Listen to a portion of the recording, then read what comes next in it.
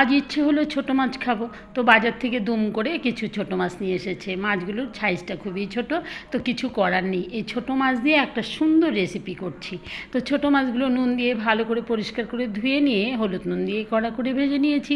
এবার কড়াতে দুটো মাঝারি সাইজের পেঁয়াজ কুচি আর হাফ চামচ কালো জিরে দিয়ে পেঁয়াজ ভাজা হয়ে গেলে ফোড়ন সুন্দর গন্ধ বেরোলে সবজি মিক্সচার সবজি এখানে কেটে দিয়েছি, ঝিঙে, আলু, বেগুন ডাঁটা এবং নুন, হলুদ, লঙ্কা গুঁড়ো আর কয়েকটা চেরা কাঁচা লঙ্কা দিয়ে ঢেকে দিয়েছি মিডিয়াম টু লো ফ্লেমে।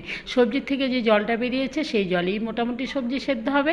এবার 1 চামচের মতো গোটা জিরে আমি সেখানে শিলনোড়ায় বেটে নিয়ে তারপর আর একটু কষিয়ে নিচ্ছি। এবার আমি জল, যেহেতু আমি মাখা মাখা করব তার জন্য আমি জল ফুটিয়ে রেখেছিলাম, সেই জলটা দিয়ে দিয়েছি। ভাজা মাছগুলো দিয়েছি, যদি ধনেপাতা থাকতো অসাধারণ লাগতো। আর যারা ঝাল খেতে বেশি পছন্দ করেন তারা অবশ্যই লঙ্কা ডলে খাবেন। আর এটা শুকনো শুকনো খুব ভালো লাগে, দারুণ লাগে, ভীষণ রুচিকর, একটিবার করে খাবেন।